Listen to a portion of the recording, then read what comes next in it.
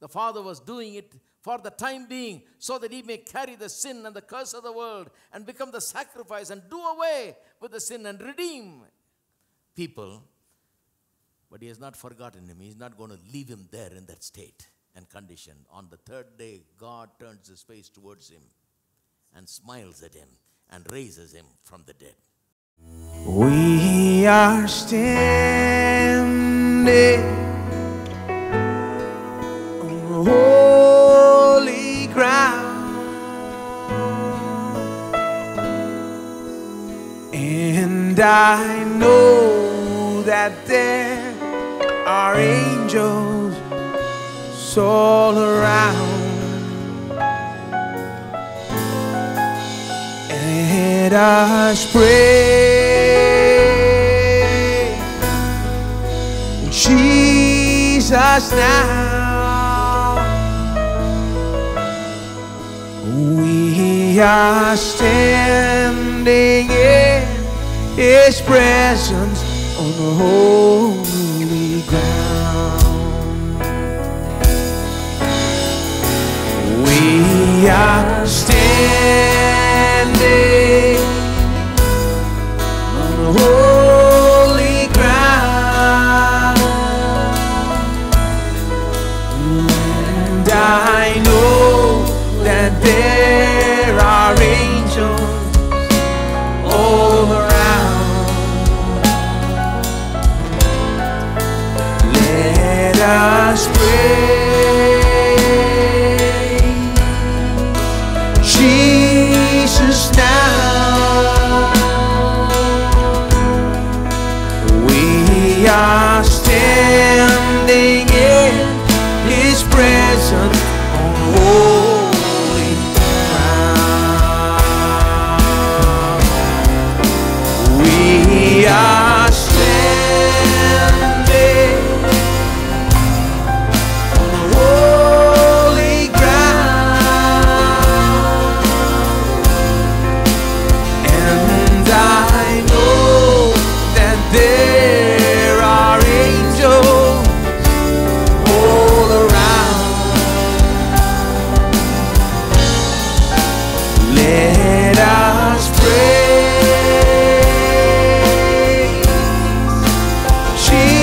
Jesus now. We are standing in his presence on holy ground.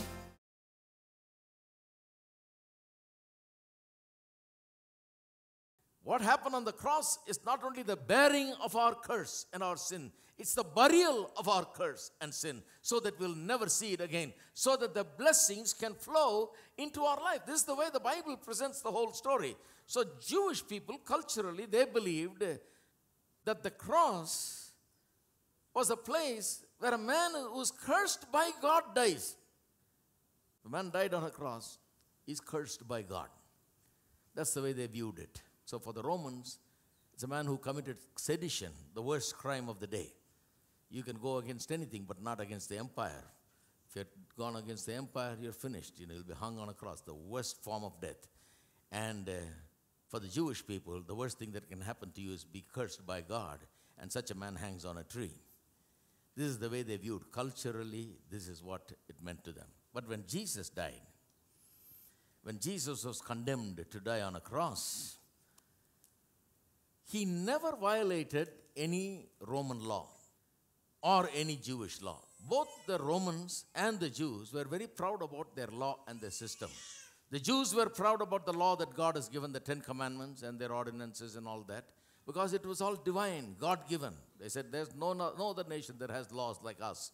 Very just, correct laws God has given to us. They took pride in that law, and they took pride in executing that law.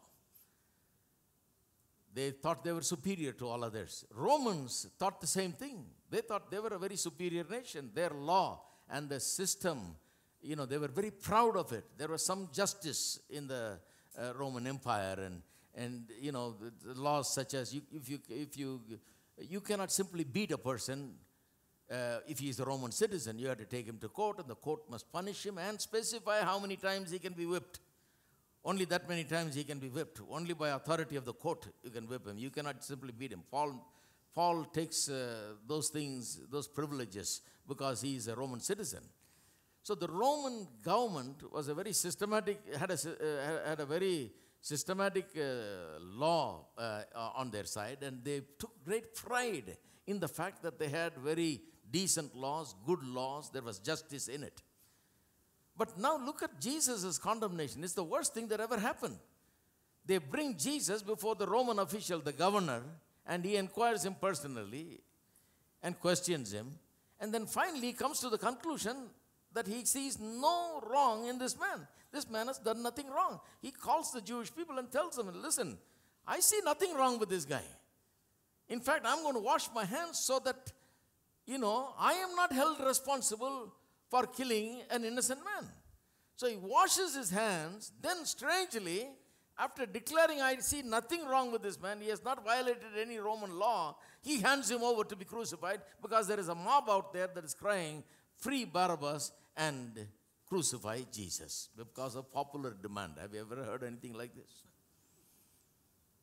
Because of popular demand, not because he has violated anything. He himself, the Roman official, the highest Roman official of the day in that area, has declared that this man has not violated any law. The Jewish people, they took great pride in their law, but they accused him of things. It was all misunderstanding. They said, well, he says he's the Son of God. Who does he think he is? Yes, he is the Son of God. He didn't lie. He was not blaspheming. He is the Son of God, but they could not understand. He said he will destroy this temple and build it in 3 days. He was talking about his death and his resurrection. They could not understand it. They thought he has violated everything. He has offended them, and he is worthy of death. They say he has violated the Sabbath law many times. That was a constant accusation. All the 4 Gospels again and again carry this conflict between the Jewish leaders and Jesus based on the Sabbath. Jesus never violated any one of those. In fact, the Bible tells us that he is the only one that is satisfied truly the requirements of the law. There is no man ever that truly satisfied the requirements of all the law. Nobody could do it. The 10 Commandments, nobody has ever done all of it perfectly. None of us are capable of doing that. Everybody has failed. Only Jesus satisfied it. He perfectly satisfied the laws of God. But yet he was up there on the cross hanging, and they nailed him. And the guys who violated are standing there nailing him and laughing at him. What kind of justice is this? The Romans take great pride in their law, but yet they gave a man up to die after the judge declared that this man had not done anything wrong. So the cross of Jesus Christ is something very special. Usually they put people on the cross after having judged and made accusations, and that accusation has been proven to be right. Then they commit the person to die on the cross, and it was fine in that day. But now the cross of Jesus takes on a totally new meaning, totally new significance. Here is a man hanging there who has never committed any sin. The ones who put him on the cross and killed him, they are the sinners. This man had no sin. He has not violated any law of the land. He has never done anything wrong. It's a total travesty of justice. What does it show? It shows that God created this world, gave it to man, told him to create a society and a culture, and man has gone as far as creating a society and culture that is so unjust, so full of evil, that they will take the very Son of God who made the heaven and earth, who came in the form of flesh. God who came in flesh, the holy God who showed up in flesh on this earth. They are so evil that they will take him and crucify him. And a mob will stand there and cry, crucify him. This shows, the cross of Jesus Christ shows where culture and society has gone, what has become of the culture and the society.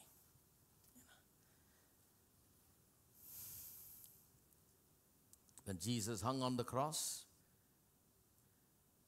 there was darkness similar to the darkness that was there in the beginning when there was chaos, emptiness, and darkness covering the earth. Out of that only God made a new creation.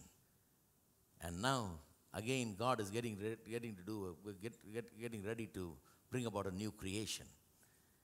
You see, God chose Abraham and commissioned him and his descendants to go and shine as lights before the world. They were told, arise and shine, for your light has come. But they couldn't shine because sin was in them. It was drawing them always to defeat, defeating them, getting back into backslidden state, leaving God and going and worshiping everything else. They were like that. Why? Because sin was in their heart and sin was ruling, sin was ruining them. But now, Jesus not only came to teach and correct those things as he did during his lifetime, but he also died to change the very heart of man, cleanse him from sins, make him new, and give him a new heart so that they will willingly obey God, so that they will be changed and become a new creation. That is why the cross was necessary. So the cross of Jesus Christ is something very special. You need to meditate on these things and think about these things. But the resurrection of Jesus Christ. Let's talk about the resurrection of Jesus Christ. You know, the early Christians, the first century Christians, were very moved by the comparison between the Garden of Eden and the Garden of Gethsemane. What happened in the Garden of Eden versus what happened in the Garden of Gethsemane. Passages such as Philippians chapter 2, verse 5 to 11, talking about Christ's cross and the resurrection and all of this, was very fascinating teaching for them because it reminded them of how different Jesus is from Adam. In the Garden of Eden, Adam acted on his own behalf, rashly and disobediently, consumed that fruit, and he thought by doing that he will become like God and his eyes will be open, that God was depriving him of something very valuable and good, and that the devil has informed him about that. And now by eating this forbidden fruit that his eyes are going to be opened and he's going to become like God. And he's going to become something greater than what he is. That's the reason why he ate it. But look at the second Adam. Jesus is described as the second Adam and the last Adam. The Bible, the New Testament teaches about Jesus like that. While the first Adam did like that, disobeyed God, and believed that God deprived him of something, and that by eating this he will get whatever God deprived him of. The second Adam was different. He totally trusted in God. Whatever God spoke, he spoke. Whatever God did, he did. He never acted on his own behalf. He only acted on God's behalf. He only did God's will.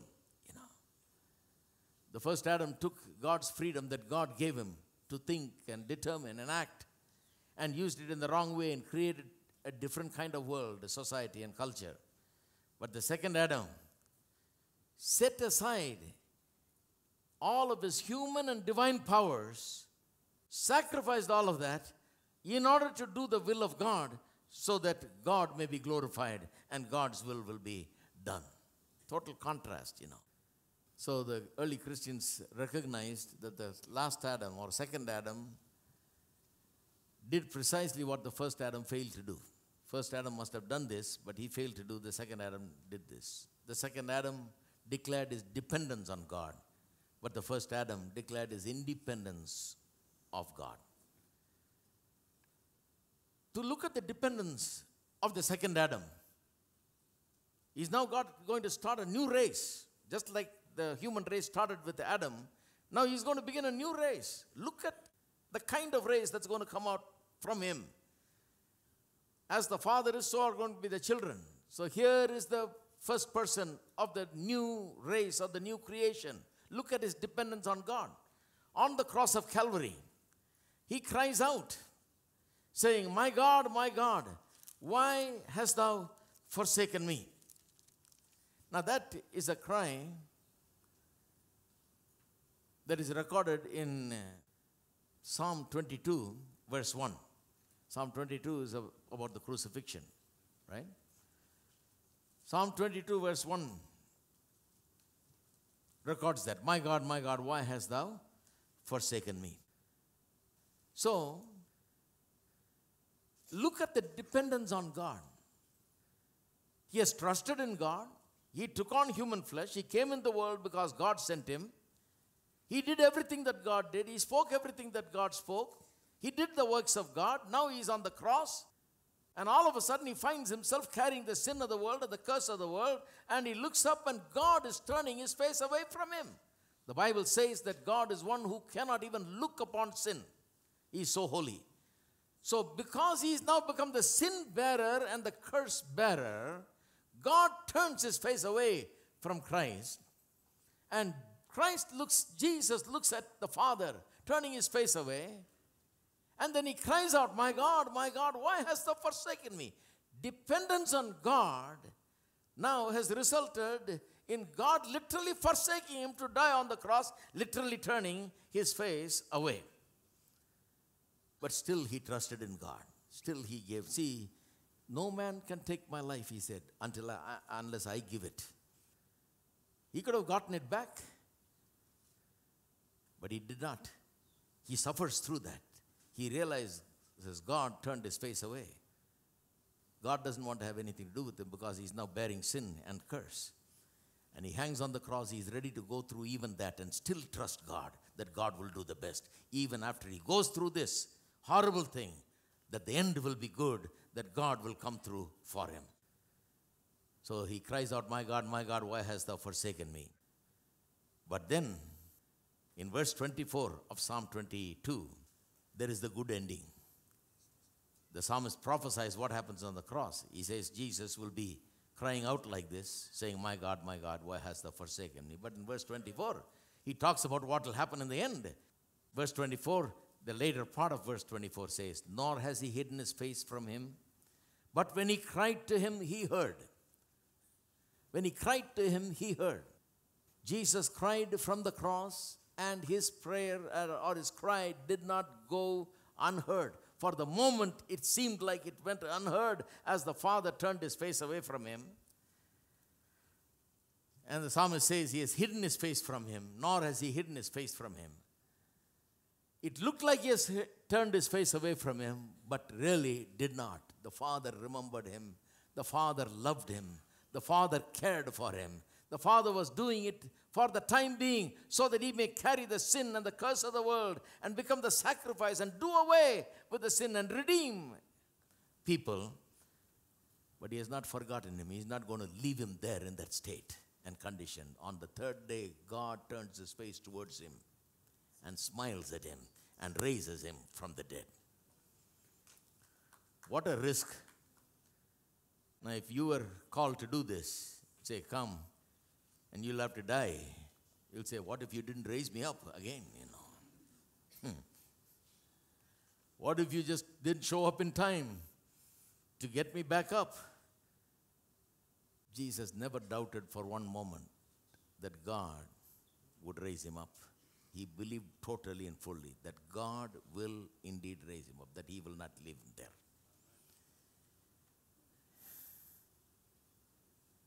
That is why the words, I love the promise that says,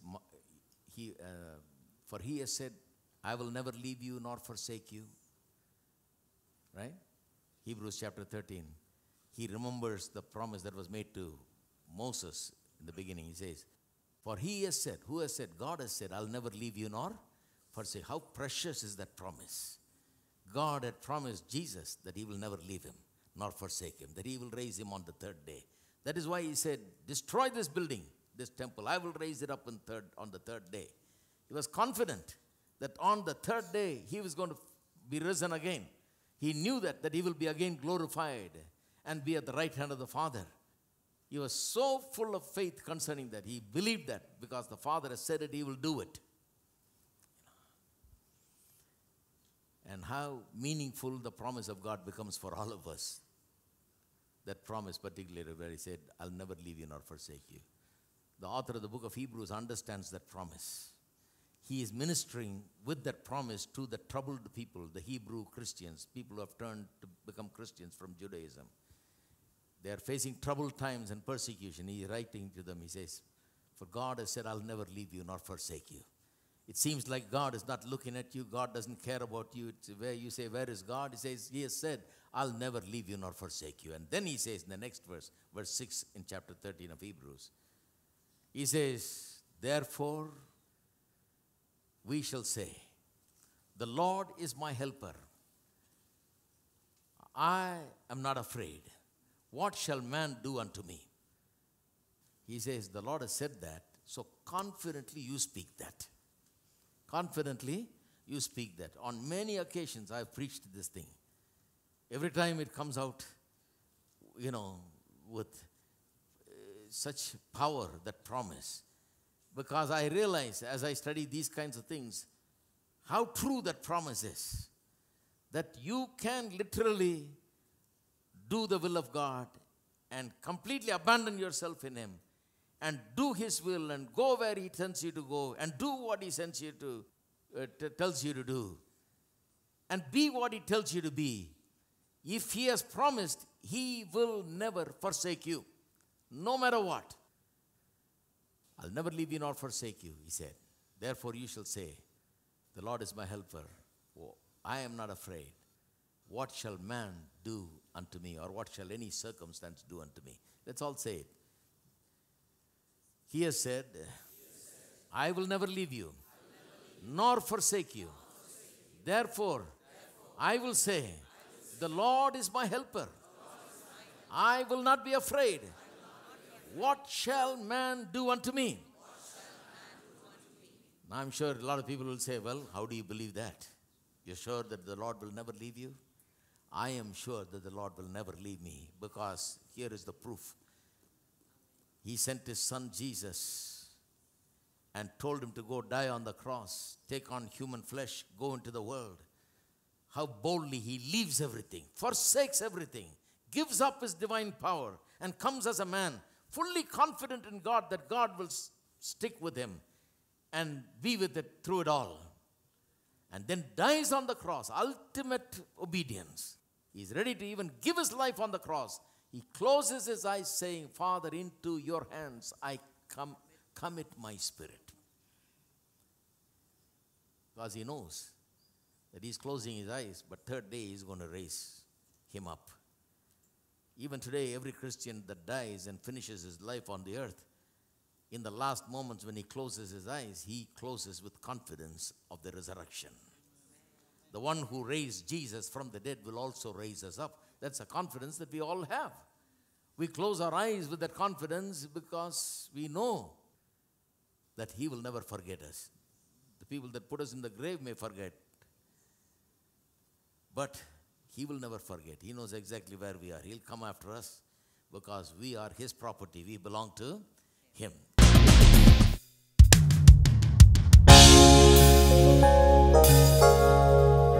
Let's clap our hands.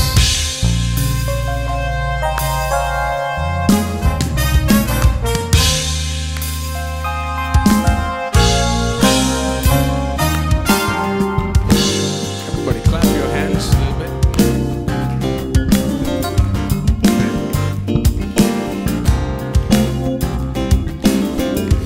I will come into your presence, Lord, with a sacrifice of praise. With a song I will exalt you, Lord. Blessed be your holy name. I'll give Him all the glory. You delivered me from shame. I'm created in your righteousness. Blessed be your holy name. Oh, lift Him up, His name be lifted high. Lift Him up, exalt His holy name. Lift Him up, His name be lifted high. Exalt His holy name. Oh,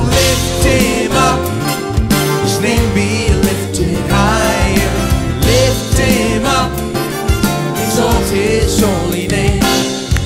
Lift him up, his name be lifted high. Exalt his holy name.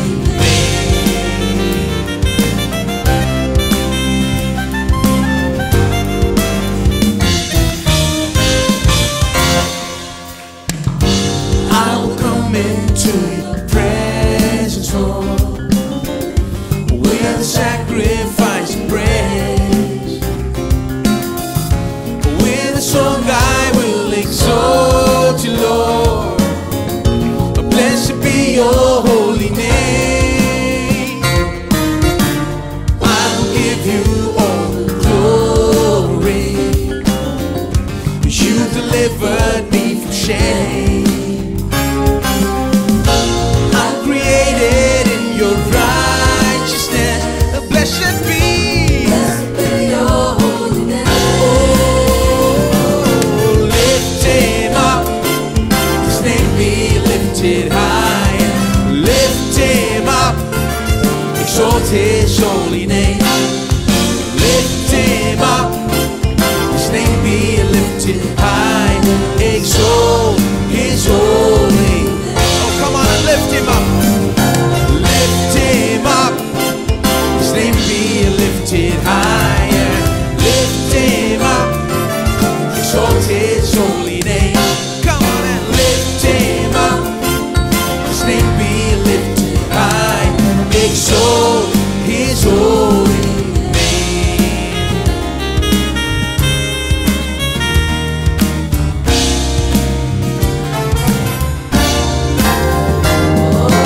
Lift him up, his name be lifted higher. Lift him up, exalt his holy name. Come on and lift him up, his name be lifted high. Exalt his holy. Oh, everybody, one last time. Lift him up, his name be lifted higher. Lift him up, exalt his holy name.